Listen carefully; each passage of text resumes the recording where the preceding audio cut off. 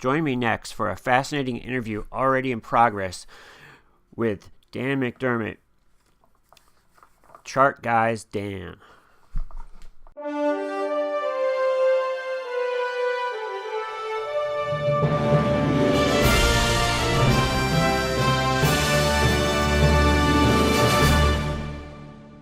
Yeah, I'm down to talk about anything, and I'm just setting up right now and plugging in my headphones and stuff. Yeah. Cool. So you are a trader yourself. Yeah, I'm a trader myself. I haven't got that into cryptocurrency as of yet, but all my friends call me up on a daily basis and give me a hard time about that. I'm sure. But I'm a fan, and it's nice to meet you. I've been one of those guys who's watched YouTube videos for years, and I've been watching your videos for a few years now. Wow. I think you do a great service to a lot of beginners and other people too. Thank you. I appreciate that. I come from a background where technical analysis is thought of as definitely a tool, but it's not relied on super heavily. So, but the way you describe it and lay it out makes a lot of sense to me. But yeah, I just want to ask you about yourself and your business, and I have some speed questions for you and stuff like that. And maybe we could have some fun. Sure. Does that sound good? Yeah. Okay, so I'll do like an intro later or something like that, but let me see if I'm got stuff going here. Yeah, it looks like I have got stuff going, so we could just sort of start. And what I've been doing lately is I'm not doing live stuff or anything, but I'm just sort of editing it later and then putting up a video once a week on YouTube. Great. Yeah, I checked out your channel. Looks like some good stuff. I'm surprised you don't have more viewers and followers because the content's definitely worth it. Well, I just started. Okay. Yeah, I just started, and I thought it was an interesting thing to focus on traders because of my trading background. So, but as I said, I found you a couple years ago. I think you're doing a great job with the charting, and I was just wondering, how did you get involved with your business? Well, it all started back in college, probably 8 years ago. And it was the just not wanting the 9 to 5 grind out of school. I grew up with my dad doing that, commuting 45 minutes in traffic every single day. And I wanted to avoid that. So I thought, okay, I've got $5,000 saved up from high school jobs. Let's risk it all. And worst case scenario, I'll have to get a job right out of college like everybody else. And fortunately, it worked out. I entered in a time when I was actually interested in the U.S. marijuana stocks, and it was just I walked into a bull market, so I lucked out in that regard. But realized very quickly I should figure out what I'm doing, and just started the search through forums and YouTube videos and articles. And I did find a mentor in one of the forums who was very kind and generous and answered all of my questions and was a guide that I didn't rely solely on him. I used him as a information source, and then I would go out on my own and dig deeper. So I did that for years and years, and realized that I had a knack for conveying the subject just through being in chat rooms with other people and watching them respond to it. And then that led to the creation of the Chart Guys 2.5 years ago. Where did you go to school and grow up? I went to school in UNC Wilmington for business management, and they didn't teach us anything about stocks. It was all, leadership and things like that, which definitely have come in handy. But in terms of stocks, that was all on my own. And I grew up in Massachusetts and moved to the South to avoid the winters. Oh, wow. I'm in Massachusetts right now. So where were you in Massachusetts growing up? A half hour north of Boston, Andover. Oh, nice. All right. Yeah, there's tons and tons of kids around there, tons of schools. Oh, yeah. Well, you have a most disarming voice, and you seem very organized. And I think as soon as people hear you, they feel comfortable. Charting can be, in fact, the market in general can be a really intimidating thing when you come to it. And having someone just kind of lay things out in a simple way and explain things simply is a huge benefit to tons of people. And I know I'm not just speaking for myself when I say tons. You must have taught hundreds of people how to, learn how to trade and view charts. Yeah, it's honestly the biggest motivator for me at this point. I just said I went to avoid the 9 to 5, and here I am every single day, 7 a.m. to 5, doing this. But it's because of the messages and the responses that I get, and it clearly is helping people, and that keeps me motivated to keep doing it and keep putting in these hours to do it. So it's a lot of fun, and it's really a mutually beneficial experience where my trading the last 2 years since I started doing this full time teaching people has definitely improved leaps and bounds just from explaining everything and seeing it myself, and just time repetition, just chart after chart after chart. It's benefited me and it benefits other people, and that's a mutually beneficial relationship. Now, when you were talking about marijuana stocks that you started with, what marijuana stocks were around a couple years ago? Because I know obviously they're not legal here yet in the United States, and there's definitely a bunch of Canadian ones around now. But what was going on a couple years ago in that arena? It was actually 7 years ago, and it was Oh wow! yeah, it was there were 8 total companies: MJNA, CBIS. There's still a few of them. They're all still around. ERBB. They're penny stocks. They're high risk, high reward. They're not companies that I would ever invest in, and I learned that very quickly after reading their financials and seeing. I learned what dilution was and convertible debt financing, all of those things that can really hinder a stock. It doesn't matter what the story is or what the hope is of the bulls and the company. If you have dilutive financing, your stock price is going to get hit hard. So I learned all of these lessons, but there was a group of 8 of them that were the original ones, and it was very, very speculative, which is why it ran. And about a year after I got involved is when California first voted to legalize, and they failed. But that was the start where it was like, okay, this is going to be a thing now. And from there, it ballooned. In 2013, there was a huge boom in the sector, and we went from about 8 companies to 300. And it was, old oil and gas companies that were not companies, just changing their names and trying to get in on the hype. And there were tons of scams. It was the Wild West. So I learned very quickly to just trade and get your money, get your profit, and get out. And that's a whole different scenario now with Canada, with legit companies and legitimate opportunities with federal legalization. So it's a completely different market environment and much more comfortable to be in. Now, those original stocks that were the penny stocks, was it mostly like hydroponic equipment? Is that what they were doing, or what aspect of marijuana were those stocks involved in?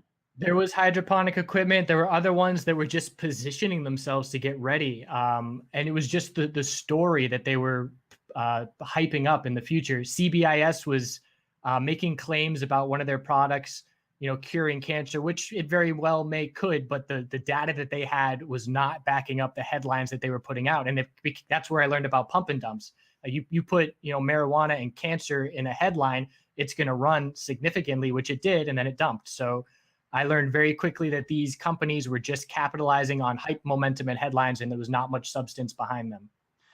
Well, I got into the marijuana stocks, I think like the beginning of last year when we were kind of on the downside of a sell-off. It seems like they became very popular, and so the sort of valuations on them went way up, and people just bought. People didn't look at what they didn't try to value them. They just bought whatever was marijuana, and they sort of all went right up, and then they sort of came crashing down. But now that we're facing, I guess a big date is July of next year for legalization in Canada. Um, and so now that we're facing that date, it seems like things are starting to ramp up again towards then. Do you think it's pretty likely that that's going to happen then for Canada? That is what the market is saying, and that is what we have a ton of members in Canada. That's what everybody's going for. So at this point, it is being priced in. So we have to be cautious where if there were any kind of delay, there would be significant negative effects in the short term. So that's the kind of news that everybody would dump on very quickly. But as of right now, the market is pricing in July 2018 should be good to go.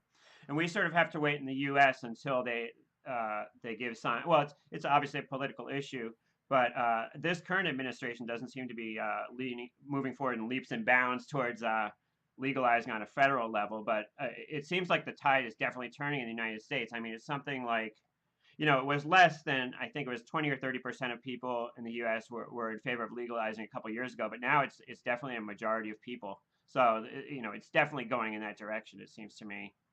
Yeah, it's an inevitable amount of time, in my opinion. And honestly, I view this Canadian opportunity that we have as like a pregame, a little appetizer of what's to come.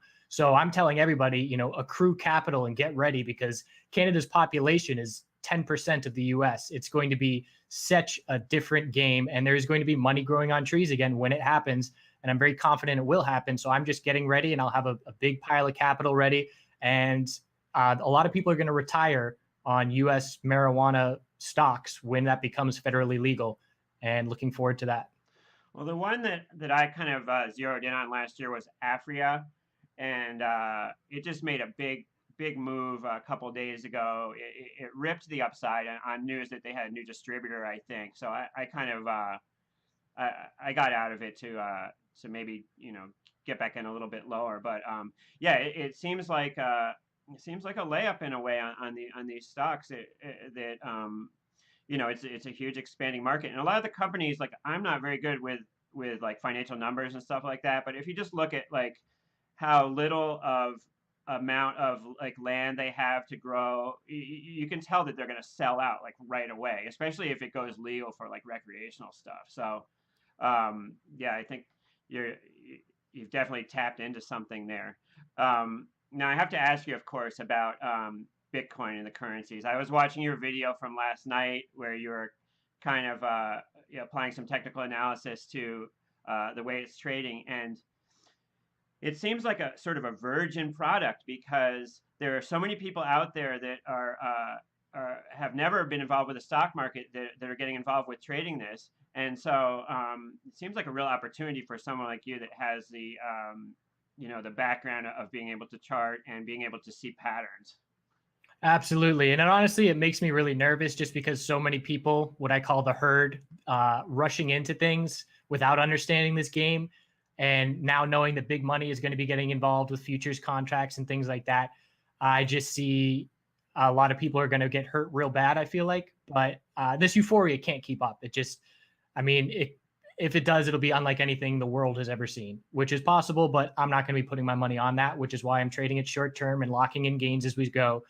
But it is a whole new frontier. And what it's doing is exactly what you said. It's shifting wealth distribution where, if you have $5,000 and you want to make it in the stock market, the odds are very stacked against you because of how much easier it is to make money when you have money. And these cryptocurrencies going thousands of percent are creating millionaires from, it's not the old money that's passing down stocks to their families that's been running the stock market for decades. It's a complete new birth, and the opportunity, that's the story that's catching with the population and the media is, millionaires created and thousands of percent gains. And so everybody wants to be a part of that. So it is this hype cult movement, and it's going to be very interesting to watch play out, but it's introducing a ton of people to building wealth and being financially savvy and wanting to learn more about charts. Unlike anything I've ever seen. So it's definitely a big motivator. I see people doing the same thing that I started. I started with an idea, putting some money, wanting to have a long-term investment, and then realizing I can capitalize on these movements. I want to learn how to do that. So everybody wants to learn charts right now. And it's definitely a generational thing where people, in their 50s and 60s are not as attuned to these charts as they're used to fundamental analysis. That's the way it's always been. Whereas 18-year-old, 20-year-olds, it's all charts, and fundamental analysis is on the back burner. Definitely important, but charts is very significant, and there's a shift going on, and it's very interesting to watch play out. I come from the options world. I was an options market maker in Chicago, and our little niche of the world is volatility and historical volatility charts, and seeing where in the range volatility sort of comes back to a certain point. Usually, it's but we were always taught to know our products back and forth, and so any product I was trading, I would certainly know my charts very well. Now, as far as your business goes, how much of your time do you spend trading for yourself versus working on the website and videos for other people? I noticed that you put up a ton of content, and that just must take a huge amount of time. Yeah, it definitely does. I'm fortunate enough at this point where everything that I do is freestyle, meaning I can pull up a chart and give my analysis in 3 minutes on it, and without having to study and prepare. So that cuts out a lot of time. But the first, where the chart guys is 2.5 years old now, and for the first 2 years, I struggled a lot to find that balance, and I just eventually I was like, okay, I'm clearly not trading as well as I could be if I were not answering all these questions and helping people. So I'm going to stop. And there was a while I didn't trade, and I stopped for a few months. And just now with this cryptocurrency surge, I'm picking it back up, and I'm finding the ability to balance a lot more. And of course, the 24 hours trading of the cryptocurrency market allows me to focus on it once stocks close and once I'm not doing live broadcasts or anything like that. So, I'll make a video that's 5 minutes long, and then I'll look at the chart and maybe make a trade and then make another video. So I'm always just looking back and forth with the market. And even right before we went live right now, I was trading cryptocurrencies, and I just sold literally 2 minutes before we went on the air.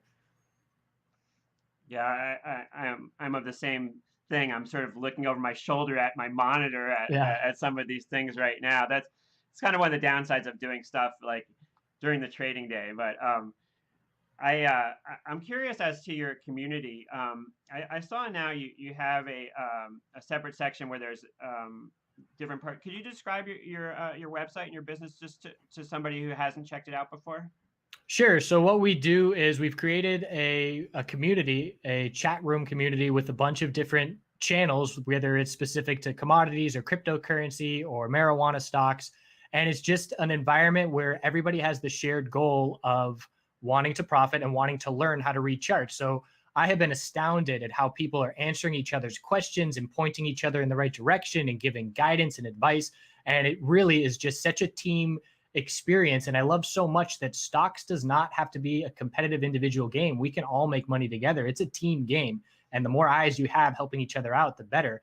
So with the chat room, we facilitate, clean, organized, no pumping and no fear, and, very business oriented to stay on task. And we also do live broadcasts twice a day. So I'm live for over 2.5 hours every day. Oh, wow. Just essentially just doing, imagine a sports broadcaster. That's what I'm doing for the market. So I'm pointing things out, saying this is oversold on the 5-minute time frame, get ready for a bounce, and this is a key resistance break, and all things like that.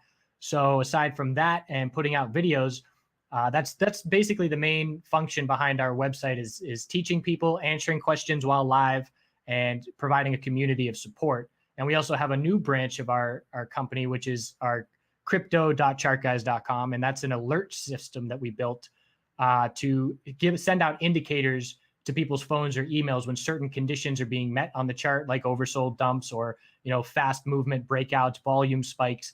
And we've just been building our own proprietary alerts to go into that, and that is so much fun. Where essentially I'm just putting myself in my own shoes of what would I want to be alerted on in this chart, and then as that happens on the chart, we develop these alerts. And it's just really exciting going forward because we have so many ideas. And it's just at this point, we've hired multiple developers, and we're just really running with it and having a lot of fun and helping people. People really love these alerts. So keeps people from having to stare at the screen for 24 hours a day, 7 days a week. And their phone will go off. They'll get an alert. They hop on the computer and they can act on that. Now, do you employ more people than just you? Do you have outside contractors, or how does that work? Yeah, we started it with myself and my partner, Jason, who I actually met in the forums. And it was during the boom in 2013 in US marijuana. And I was posting on Reddit, and I said, I just made a post like, money's growing on trees right now. I can show you things to help you make money. And everybody, was dogging me and talking trash and, oh, this doesn't work. And what are you talking about? But he messaged me and he was a bit interested, and I started teaching him. I taught him technical analysis and how to trade. And he turned $700 into 10,000 the first month and was like, okay, I'm sold. So nice. We've been working together for about 4 or 5 years at this point, and I've still yet to meet him. I'm actually going to his wedding. Oh, really? Next That's year. Amazing.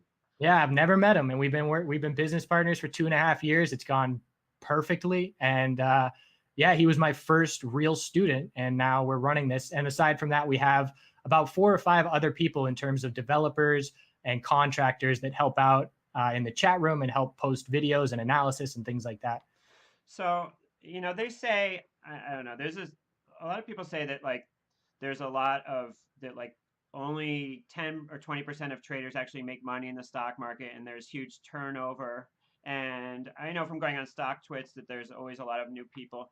Do you notice that with your business as well, that there's a lot of people coming and going? There is a good amount of turnover. The number one reason we get for people, we definitely get, people blowing up their accounts, which we never want to see. But I could teach the exact same thing to two different people. One person could go on to be a successful trader and the other person could blow up their account in 1 month. There's so much reliance on the psychology of the individual and their rigid, routine and how much they're taking this seriously. So there's definitely high turnover, but that statistic that you said, I believe it's 90% of traders fail. I want to know the statistic. What percent of traders fail after putting in a year of time into their education? Because so many people say, oh, I want to try this out. And they put money on and they start trading. Well, of course, you're going to lose money. Not anybody can just start doing this. You have to invest in your education. And doing so, I learned personally myself, I put in 4 months every single day full time where I treated education as my full-time job. And after those 4 months, that's when I started to say, okay, I have a grasp on these charts. Things are clicking. It's starting to make sense. I feel like a trader now. So without that education, you're going to fail. Absolutely. But if you put in that time and motivation, those statistics greatly sway into your favor. And not everybody's going to be able to quit their job and become a full-time trader, but you can create more financial independence working around your job and swing trading and building wealth and capital. And it's definitely a skill to have, because the whole thing for me is that these institutions and money managers, they want you to think it's too hard and you can't do it yourself. Give us your money, we'll do it for you. But that's really not the case. If you have the motivation, the information is there on the internet. You can learn anything you want on the internet. So you can learn how to be a trader. You just have to stick with it and stay disciplined. Do you think there's a certain skill set that's required to be a trader? I mean, I've read some of these market books where they talk about having to sort of detach yourself from emotion and this sort of thing. I guess it kind of varies by the person, but do you think there's like a specific traits that characterize a trader? There definitely are, in terms of how people's brains work. Some people are good with numbers. Some people really don't like numbers and they like painting. So, I mean, they have definitely different mindsets like that. Being able to stay organized. Again, psychology is the biggest factor. If you are unable to control your emotions, one bad trade can blow up your account. You can be successful for a month, and then one mistake, if you do the wrong thing and you get emotional, that can wipe out an entire month worth of gains. So really being able to keep losers small, accept that you're going to lose often, and not succumb to the emotions and the sickening feeling in your stomach or the euphoria and greed. It's really working around that. That is the most important part. I always said that a psychologist would make a really good trader. And we're on the hunt for a psychologist charting analyst. So if anybody out there wants to be a part of our team, we're looking for you. Oh, nice. Well, I put together a couple of speed round questions here for you. And what it is I'm going to list two things and you tell me which one more applies. Okay. Let's try this. Okay. Dog or cat? Dog. Netflix or YouTube? YouTube. Phone call or text? Text. iOS or Android? Android. So the next one would, of course, be Mac or PC? PC. All right. Laundry or dishes? Laundry. Car or truck? Car. Coke or Pepsi? Neither. Kombucha. Kombucha. Oh, nice. So are you into healthy eating? Yeah, I'm a organic farmer on the side. It's actually, I call myself an organic farmer trader. I'm not a trader that farms. I'm a farmer that trades. And so you live in North Carolina now? Is that correct? Yep. What's your favorite television show? Favorite television show? I've been getting into Rick and Morty recently. It's a cartoon that definitely has sparked my interest. That's hilarious. Yeah, Rick and Morty is really hilarious. Do you speak different languages? I can get by with Spanish. I went to Costa Rica and Mexico and was able to communicate. Definitely not good grammar, but I got the vocab pretty down. Is that the only countries you've been to outside the United States, or have you traveled around elsewhere? Nope, just those few. Going to Canada for the first time for that wedding in 2018, and definitely looking to Ireland and Europe in the near future. Oh, cool. What's your favorite sport? Growing up and watching and playing was baseball. Oh, nice. Who's your favorite baseball team then? Do you have one? Red Of Sox. course, coming from the Boston area. My parents are Red Sox fans, but I'm a Mets guy for some reason. But um, let's see. How often do you stay up past 3 a.m.? Never. I'll wake up. I woke up last night 4 different times to check the chart of Bitcoin because I knew a breakout was coming or a breakdown. So I won't stay up, but I'll set my alarm and keep periodically waking up. Okay. What would be your perfect weekend? Perfect weekend is out in nature, camping without a whole lot of people nearby, and hiking. Would you consider yourself an organized person? Yes. Yeah, it seems so from your. Yeah, I love the graphics on your site. You really did a great job with that. Let's see. Who's your favorite entertainer? Favorite entertainer? Good question. I do love comedy. Louis C.K., comedian. I love the old comedians. Name slipping my head right now, but not George Carlin. He died of cancer young in his 30s. I'll remember it once we're done the interview. But Of course. comedians. Yeah, I can't think of it right now either. When was the last time you were on vacation? Last time I was on vacation, a real vacation, probably 3 years ago. But now that the chart guys started, I'm definitely always staying connected in some regard. All right. What is the most important object you own? Probably the computer. Do you have like a customized PC setup? Honestly, no. I've kept it very simple with laptops for mobility. I've been a traveler for a significant amount of time. When I was learning and trading on my own, I was traveling the country, road tripping, living out of my car, staying in national parks and camping a lot. So I was trading on a $300 laptop for years, and now I have a bit of an upgraded system, and the screens and all that, a couple screens, but nothing too fancy. Wow. That sounds cool. Let me see what else I have for you here. What do you want for the holidays? What would be your one idea for a great gift? A great gift for the holidays. Good question. There's nothing I need right now. I love honestly, warm clothes. I just bought some wool long johns that I'm really stoked about. So some clothes to get through the cold weather. Okay, let's see. What other profession would you like to attempt if you weren't working as a website designer, trader, business owner? For a while, I was looking into working at national parks and being a trail guide and doing the outdoors thing. Oh, that's interesting. My best friend works as a forester. Very cool. So a lot of people have talked about how the market is going to crash soon. They've said, "Oh, we're on an extended rally. It's got to crash soon." How do you respond to that?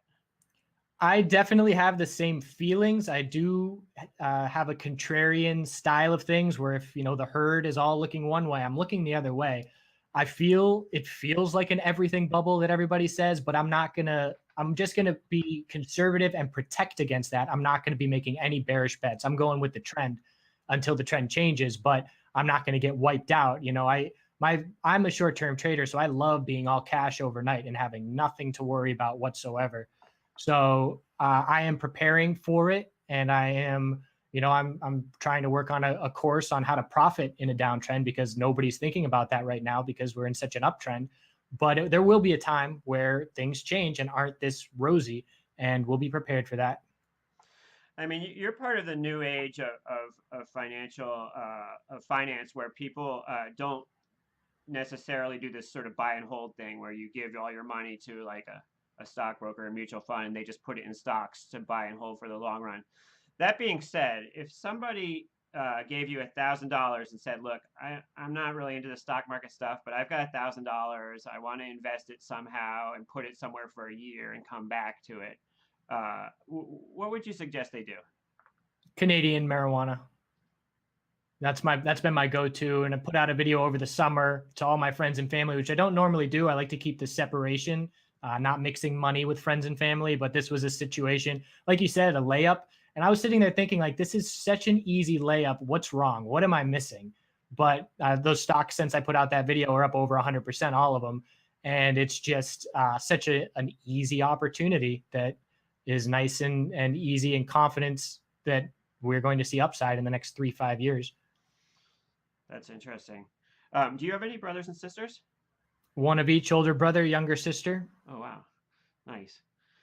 Well, I picked you out just because, like I said, I've always been a fan, and in my little world of the internet and stock trading and stuff, you're like a pretty important person because I'll definitely I'll look for your videos on different issues, and even if I'm not trading them, I'll look at them a lot of times just to see your take on things. I'm a person as a trader that believes in going to a lot of different places and getting a lot of different people's takes on the market and trying to use that to help me, sort of a trading by consensus type strategy. So I want to thank you for the service you provide. I think you provide a great service for people that are just starting out, and you explain charts in a very straightforward and understandable way, which is something the market really lacks a lot of times. Technical analysis gets a bad rap by a lot of people, and it can be really complex at times when people describe these very exotic type I don't know what you call them, the dojis and all those different exotic, what do you call them, like patterns, I guess, exotic patterns. But the way you describe it is really straightforward, and it makes a lot of intuitive sense to me. And I really appreciate you coming on and talking to me for a few minutes too, because like I'm just starting out, and I appreciate you taking a chance with me and giving me a couple moments of your time. And I wish you great luck moving forward. It sounds like your business is going gangbusters, and you've got a great future moving ahead. As far as Bitcoin goes, where will Bitcoin be 6 months from now? Oh boy. I do believe that we are in for a significant pullback where we're going to drop multiple thousands of dollars, but it's not going anywhere. And I do believe that we're going to break 25,000 on Bitcoin. It's just a question of when. So in terms of, where we'll be in 6 months, I would say likely, it's all a question of, will we have dumped and then recovered by then? I would say that we will be probably in the 20,000 range. I think that there is a lot of upside potential still there. There is a lot of hype, but I do believe, like I said, that big money is going to dump it and scare everybody. And they're just waiting for a little bit of fundamental news behind it that they can get behind. I mean, right now they're saying, maybe South Korea is going to ban all exchanges like China did. If that happens, I do think big money will utilize that to go bearish on the futures and scare a lot of people and cause a dump. So it all depends on the timing of events for where we'll be in 6 months, but cryptocurrency is not going anywhere. And that's why we have been working hard to establish ourselves in this space in terms of, being leaders in technical analysis and really enjoying the opportunity that's providing. So looking forward to the next decade of cryptocurrencies. Now, and that includes a lot of other ones besides Bitcoin. Are you optimistic on those ones as well? Yep, there's definitely a few that we need to be keeping an eye on. There's a lot that are going to fail. I would say, 90% of the altcoins are going to fail. And I saw this with other sectors, the marijuana sector, where all these companies boomed up. 90% of them are going to fail because they're just in it for the hype. They don't have the substance, and they're not going to, stay ahead of the curve in terms of innovation going forward. So definitely very cautious on all those names, but Bitcoin, Litecoin, Ethereum, the big three, definitely a lot of interest there. And there's a few more, Ripple and Golem and other projects that definitely have some potential, and we'll just see if they're able to follow through with the fundamentals. All right. Well, thanks a lot for doing this, Dan, and best of luck to you moving forward this year and beyond. I will provide beneath information to get to Dan's website, and I definitely highly recommend it. And as you can tell, he's a good guy too. So thanks very much. I appreciate it. Have a good day. All right, you too. All right, so I'll cut it there or something like that. But sincerely, thank you for your time, and best of luck with everything. And keep up with the great videos and stuff like that. Has it been good for you? Have you been making some decent money with the Bitcoin and stuff lately? Honestly, I think today I hit 1,300% in the last 6 months. Awesome. So just gains that are unfathomable. Awesome. All right. Well, thanks a lot. Thanks a lot, Dan. Nice to meet you. Yeah, you too. If you are interested, you're welcome to have our entries and exits in crypto course. If you want to just sign up for a free trial at the Chart Guys, I'll approve that account for those courses access. All right. Thanks. Yeah, maybe I'll check it out. Appreciate that. And also, if you want to send me this once you process it and send it, I'll upload it on my channel as well if you want, and I can link your YouTube channel, and you'll get a bunch more followers. That would be great. Yeah, a little cross promotion never hurt anybody. And I'll try to do a good job with the editing and stuff. And I wanted to profile you without it being sort of like an infomercial, totally, but have it be realistic. So yeah, that went well. I think it'll do good. Cool. All right. Well, thanks a lot, Dan, and I'll stay in touch with you. All right. Have a good one. All right. Thank you. Bye.